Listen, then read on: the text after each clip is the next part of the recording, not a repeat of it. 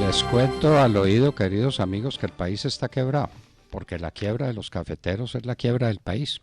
La quiebra de los exportadores es la quiebra del país. La quiebra de bananeros y de floricultores y de todo el que exporta cosas porque le pagan sus exportaciones a un precio de miseria, el precio de $1 permanentemente devaluado. Lo único barato que hay en Colombia, lo único barato que ha habido en los últimos 40 años en el mercado colombiano es el dólar. Y eso quebró al país. Se los cuento al oído. ¿Y Sí, ustedes qué me cuentan al oído? no, pues doctor Londoño, eso y los subsidios, ¿no? Subsidios de los que pone la alarma la vicepresidenta Marta Lucía Ramírez, ¿Cómo le subsidios parece? ¿Cómo que le parece? alcanzan el 12% del PIB, eh, así que pues es muy complicado. Y desmonte usted un subsidio. Claro. Desmonte, por ejemplo, el subsidio cafetero. ¿Cuál subsidio cafetero? A los cafeteros no se les está pagando subsidio. Bueno, pero ¿cómo? Si está el dinero de los subsidios, que No. a veces, Ah, a ah, veces, ah, a ah, veces existe. 5 centavos le mandan a los cafeteros, pero se les roban la plata con $1 mentiroso. Si los cafeteros hoy estuvieran recibiendo en pesos lo que debiera valer el dólar, simplemente con que el dólar hubiera subido lo mismo que sube el valor, el precio del arroz que usted compra en el mercado, los cafeteros no se estarían quejando. Claro, claro, Así de fácil, así así de es, fácil. así Y es. entonces nos quejamos, es que el Brasil aumentó sus exportaciones prodigiosamente, sus exportaciones de café, porque devaluó el real. No, pues dejó que el real, es que allá no tienen cocaína. Y entonces el real se devaluó. Y entonces el negocio del café fue un negocio fantástico. Y Vietnam fundó toda su industria cafetera. Y ahí tenemos las consecuencias. Mientras Colombia revaluaba el peso colombiano y arruinaba a los cafeteros. Oiga, y a propósito de Brasil, que lo menciona usted, los técnicos de Anvisa, que es la agencia sanitaria del Brasil, es el equivalente al INVIMA, para ponerlo en contexto, pues los técnicos de Anvisa consideran, y ya han sacado un concepto técnico, que el glifosato no es cancerígeno. Lo dice la Agencia Nacional de Vigilancia Sanitaria del Brasil. Lo dicen los estudios en los Estados Unidos desde hace 1000 años, 1000 años. Aquí los únicos que dicen que es cancerígeno son los biólogos de la Corte Constitucional. La señora Fajardo bueno, ¿para qué citarlos? Mejor olvidar sus nombres. Ellos son los únicos que dicen que el glifosato es cancerígeno y el gobierno se come el cuento para favorecer a las FARC. Santos paró la fumigación con glifosato para ayudar a las FARC y para que las FARC le firmaran el tratadito o el convenio, el acuerdo supraconstitucional de 312 páginas que favorecía a las FARC. ¿Cuándo vamos a tener coraje para decir, salen los aviones a fumigar la coca? Ya, porque la coca acabó con este país. Pues el pulso viene en la audiencia del 7 de marzo. Ya estamos a unos escasos 8 días de que ocurra esta audiencia, doctor Fernando, en la que sabemos de muy buena fuente que el Ministerio de Defensa llegará con todo un arsenal de argumentos para lograr convencer a la Corte, lo que no debiera ser así, ¿no? Convencer a la Corte de regresar a la fumigación aérea con glifosato. ¿Cuánto tiempo se perdió? Desde el 7 de agosto. No. ¿Cuánto tiempo llevamos sin fumigar con glifosato? No, esto sí, ¿Cuánto tiempo estuvo Juan Manuel Santos con su ministro de Salud, con el señor Gaviria, diciendo que el glifosato era cancerígeno? ¿Cancerígeno para quién? Dios mío.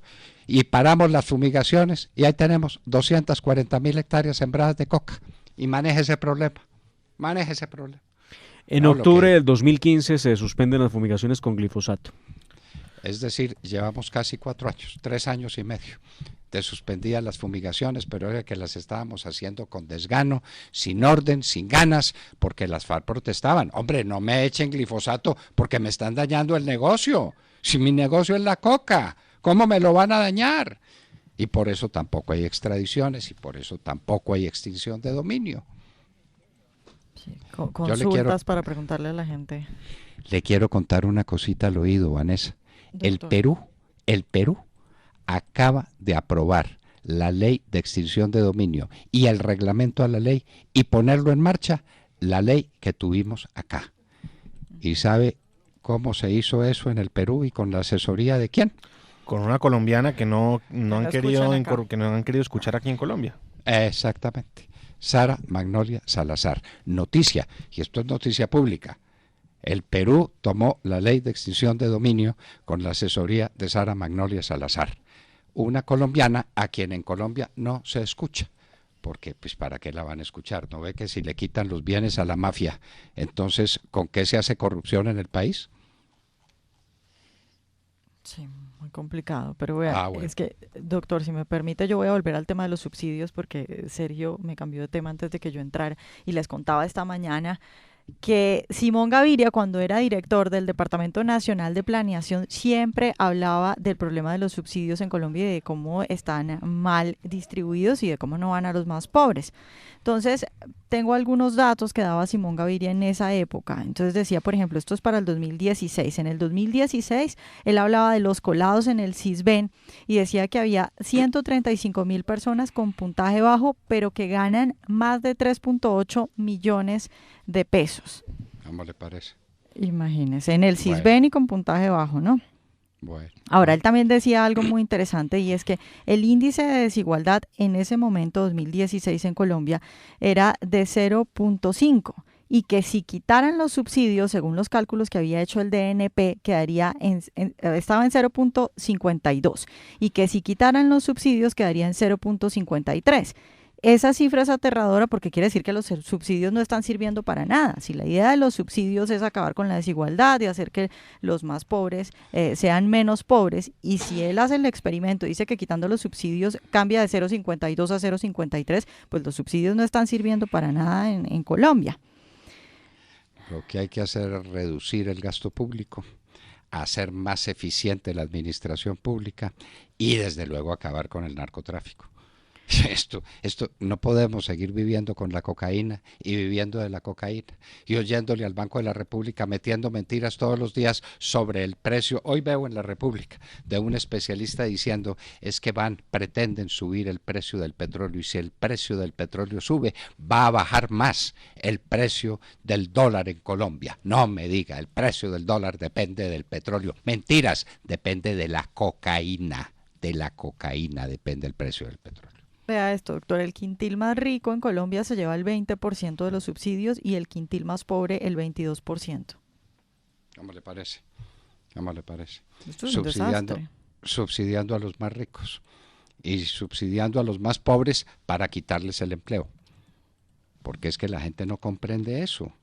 Vanessa, si yo me pongo a repartir subsidios y elevo los impuestos, agravo las cargas tributarias, no genero empleo. No genero empleo. ¿Cómo hay que generar empleo? Permitiendo que la gente haga negocios, que se desarrolle la industria, que crezca el comercio, que crezca la agricultura tecnificada. Y para eso, ¿qué necesito? Cobrar pocos impuestos. Pues son los impuestos que sean justos y que compitan con los del resto del mundo. Carga tributaria del 70%. Olvídese. Claro, la mejor política social es la creación de empleo. No hay otra, Vanessa. Repita eso, por favor, para que nos escuchen bien. Sí, que la mejor política social es la creación de empleo. Esa es la política social. ¿Cuál es la política social? No, nos tienen convencidos. Regale cosas. Entonces Petro salía y regalaba el precio del transporte en Transmilenio. Sí. ¡Ay, ese corazón de Petro! ¿Qué pasó? Pues que quebró Transmilenio. Pero por y que favor, lo tienen endeudado pues hasta la coronilla, ¿no? Hasta la coronilla, hasta la coronilla. Ese es el famoso corazón grande de los socialistas. Arruinar el sector productivo. Valiente gracia. Oiga, doctor Fernando, hablando de socialistas, yo no sé si se aproxime o no el tema, pero ¿vieron ustedes las declaraciones de Christoph Harnisch, el hombre encargado del Comité Internacional de la Cruz Roja en Colombia, hablando sobre las víctimas y lo que está pasando en temas de orden público? Mire, pues entregó una extensa entrevista al diario El Tiempo en la que aseguró que que es muy preocupante el panorama en Colombia en temas de desplazamiento masivo y en número de víctimas por minas antipersona y también número de personas desaparecidas. Este señor que pues acompañó todo el proceso, obviamente el CICR lo hizo, el proceso con la guerrilla de las FARC, pues lamenta que a pesar de que se haya firmado la paz, esto sigue igual y él dice hasta peor. Ah, bueno, muy bien. Esa es una confesión de parte, porque la Cruz Roja fue parte de ese acuerdo con las FARC. ¿Y cuál es el resultado del acuerdo con las FARC? Que las cosas están peores de mar. Nada menos que eso significa lo que dice este señor. Pero transportaban a los bandidos de las FARC de un sitio a otro en helicópteros con señales de la Cruz Roja Internacional y la Cruz Roja Internacional al lado de los acuerdos de paz. Resultado, que estamos peor que antes. Pues mire lo que dice. Vemos más desplazamientos masivos con un 90% de aumento entre el 2017 y el 2018. ¿Cómo le parece? ¿Qué tal eso? Miren 90% de aumento en desplazamientos. ¿Por cuenta de qué? Del acuerdo. Miren, vea lo que dice. También vemos más confinamiento y desapariciones, que no son un problema del pasado, sino del presente. Documentamos un desaparecido cada 4 días, aunque es una cifra mínima frente a lo que en realidad está ocurriendo en Colombia.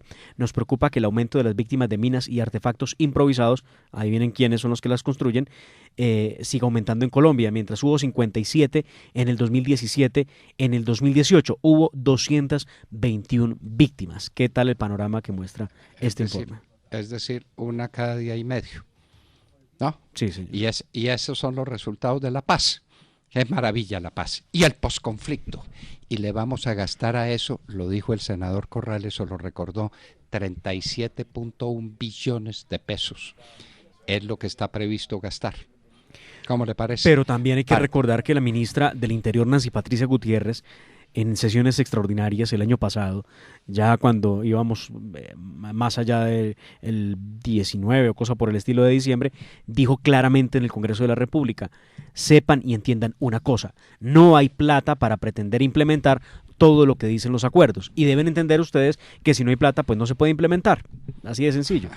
Bueno, pero ahí tienen el plan de desarrollo y en los planes tributarios 37 billones de pesos para 3.500 o 4.000 bandidos. Mientras 540.000 familias cafeteras de Colombia y todo el mundo cafetero que depende del café, todo el mundo cafetero, me refiero a la economía de todos los municipios cafeteros, que son más de la mitad de los municipios del país, dependen del café. Para esos no hay un peso. Pero para estos bandidos hay 37 billones de pesos. Se presentaron las niñas de la Corporación Rosa Blanca donde el señor Archila a decirnos: por Dios, nos estamos muriendo de hambre, somos las víctimas de las FARC. Dijo: lamento mucho, pero la plata que tengo son para las FARC, es decir, para los que las violaban a ustedes. Ay, señor Archila, ¿qué es lo que está pasando? Ay, ¿no le da vergüenza? ¿No le da vergüenza? ¿A usted no le da pena? ¿Usted puede llegar a su casa tranquilo después de decir semejante barbaridad? La plata que tengo es para las FARC, no para las víctimas de las FARC. ¿Cómo le parece? Vean este cambio de discurso tan interesante. Una última cosita, este discurso que cambia el señor de la Cruz Roja. Dice: nuestra postura frente al tema de la JEP y la ley estatutaria no es política porque no somos un actor político. Nuestra posición viene del derecho internacional humanitario y se enfoca en la población civil. El que reclama que haya verdadera justicia y que se tenga en cuenta a las víctimas del conflicto que no se han tenido en cuenta al presente. Acaba de descubrir algo que hace rato está pasando, y es que las víctimas no las escuchan. Bueno, muy bien. Y entonces vamos a ver otro de los aspectos de todo esto, que es una reforma tributaria que va a golpear todavía más una economía colombiana que está en crisis. Vamos a tener mañana al director del DANE hablando del crecimiento del país, ¿no? Sí, señor, que a propósito en unas 5 horas o 3 horas dará a conocer el dato al país. Sobre, el DANE. Sí. Pero les anticipamos que mañana estará el señor director del DANE con nosotros explicando esas cifras, traduciéndolas a un lenguaje que interese. Yo digo siempre en la hora de la verdad que lo que no se entiende, el conductor del bus o el celador del edificio o el ama de casa o la muchacha que está trabajando en una casa, eso es como si no lo hubiéramos dicho. Nos tiene que entender el pueblo colombiano, y por eso vamos a traducir a una realidad concreta los datos que dé hoy el DANE, que son datos fundamentales. ¿Solamente sobre crecimiento económico o también sobre empleo? No, sobre crecimiento económico. Estas vienen sobre crecimiento económico. Muy bien. Pero sobre empleo sí le podemos hacer preguntar, claro. algunas preguntitas, ¿no? Y en un minuto el doctor Luis Miguel Gómez, un gran abogado especialista en impuestos, para que nos diga en qué medida se alivió la carga tributaria de las empresas por la ley de financiamiento. En un minuto. Y hablábamos con ustedes al oído.